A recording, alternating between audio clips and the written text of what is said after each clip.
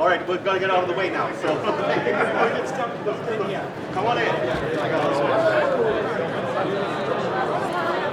Later I will give it to you. Please come to our bus also.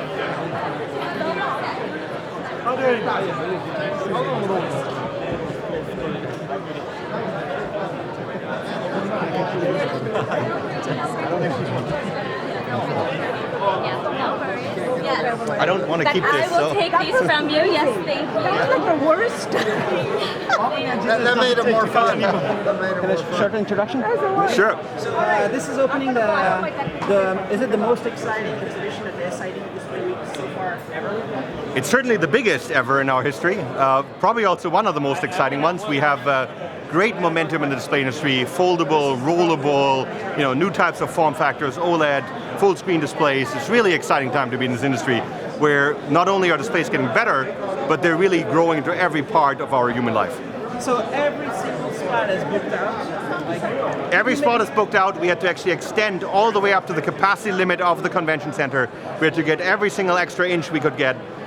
It is by far the largest, massively larger than last year, and last year was already the largest in the last decade. So, and the attendee count, the same, is we're almost 2,000 people up from last year, and last year was larger than it has been since 2005. So it's up like 20% or more, maybe, the attendance? Well, more than that. We were 25% up on final count of last year yesterday already at the pre-registration. So I'm not sure what we're going to end up. And people are registered, like it's the only opening, the main event is opening now, so we might be very much 50% up, yeah.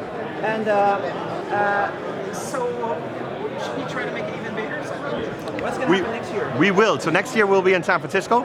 We have a bigger convention center to play with, and we are fully planning to make it bigger and better every year. Is it the Moscone Center or something else? Is that, Yeah. So it's like pretty big. It's pretty big. We have lots of room next year. And the people start contacting and booking the booths already now? Yeah, so 85% of our booth space is booked at the show for the next show. Nice. And so what are you going to be doing during the show? There's like so many things happening. You have to make sure everybody's happy, or what do you do? Yeah, my job is just to be master of ceremony and introduce lots of events. Actually, my only real kind of professional contribution is I'm heading to the panel on the investor conference right now. But other than that, my job is to make sure everybody has a good time. Exactly at what time? Is it 1:30 or no? At 40. At 40, so yeah. You have still 10 minutes. So what's going to happen there, the investor conference? Are you going to be like a bunch of billionaires looking for opportunities? Billionaires or billionaires in the making. Are you one of them? In the making. Okay. So the investor conference is one of our specialty sub-conferences. It's a full-day conference oriented towards the more, well, as you would think, the investment, startup, entrepreneurship part of the display industry. Like pitches? So there are some presentations like this. A lot of it is presentations about how to invest. It's bi-directional, so it's towards investors and towards future investees. So it's about how to secure venture capital in the display industry, how to finance display companies, how to work with startups in that sector, and so forth. So it's a full-day program. And you have experience in that. That's what I do for a living. Cool stuff. That's what I do for a living. What's some of the latest stuff you're working on? So I run a fund that creates its own companies. So we've created 26 companies in the deep technology space. This is my day job beyond SID. 26 companies. Just recently, or no? In the last few years. So we create companies in display, computer vision, imaging, automotive, sensors, all the kind of good stuff that this industry does. And the people that work in those companies are a little bit distributed, or? So actually, I live in Montreal, in Canada, and so we've built all our companies on synthetic. So we create them from scratch, and we created all of them in Montreal. So they're all based around my office there. A lot of cool stuff in Montreal. It's become the epicenter of this whole AI wave because there's the deep learning evolution, which is the sort of foundation of what everybody calls AI now, was really created by 3 researchers, 2 of whom are in Eastern Canada. and so that has become sort of a center point for that area of development. And like we did in another video, you talked about the HDR that you were contributing that is to correct. make this happen a bunch of years ago, right? How many years ago? That's correct. So this is about a decade ago. So I co-founded a startup called Brightside, which invented the concept of local dimming LED TV, which then ultimately led to the HDR capabilities that we have today. Sold that company to Dolby Laboratories, and so it's what you now call, Dolby commercializes now as Dolby Vision. So I then ran Dolby's Dolby Vision program for a few years.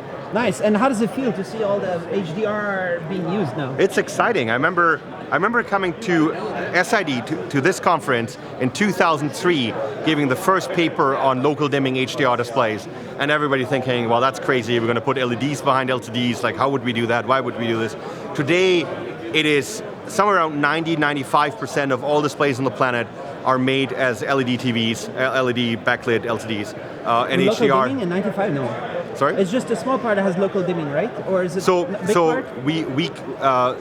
we invented and patented actually all aspects of it. So two-dimensional dimming, one-dimensional dimming, just backplanes. Remember, back in those days, LCDs had a flat backlight of fluorescent tubes. So the concept of putting LEDs behind LCD has really taken the entire industry by storm. And then, I mean, it's just so awesome that Netflix, Amazon, all this, they're making everything HDR. Yep. That's so cool. So myself and more importantly a gentleman called Greg Ward, who's actually here, we won an award together from SID for the creation of the HDR concept many years ago. Greg Ward is the inventor of that codec that is now used pretty much by everybody on the planet. The HDR, the Dolby Vision HDR codec that all this content is distributed. So do you have like an Oscar at home, or? There is actually an Oscar for technical achievement for that. Yeah, so that my team won. But I would, cool. at that point, to be clear, I'd moved on from Dolby, but the team that did that, including Greg, won an Oscar for this. Nice. So it's around 10,000, maybe more people coming here, and it's everybody that does everything in displays here, right? This is a very high impact conference. So unlike a lot of conferences that are sort of consumer oriented, where you get a lot of variety of people attending, everybody here is in the display industry. Many of them are experts, executive leaders. You just saw this, not just at the keynotes, but if you were at yesterday's award dinner, every name mentioned there is a C-level executive from Samsung, B&E, Tianma, like some of the largest companies on the planet. And that concentration of expertise and credibility and market decision-making power is what makes Display Week unique. The president of BOE is here? The president of BOE is here, the chairman and founder of BOE is here. So this is somebody who from nothing in 25 years built a tens of billions of dollar company. Potentially, they say number one in it's number volume? one in the display industry by volume, in phones and TVs, in actually every display class. And then there's also Samsung. The CEO of Samsung is here, the CTO of Samsung Display or Samsung Display. And then, which is also like leader in lots of stuff. Yeah, absolutely. Like, and then LG. LG is here with, again, C-level all across the board. Every major display manufacturer is here, is present with their top executives. And the keynote of the Google manager of the hardware at Google, which is also involved in trying to push new hardware into consumer, right? Yeah, and getting new just to be displays clear, and stuff. not just the manager of, this is the top executive vice president of Google's hardware operation reporting to the CEO.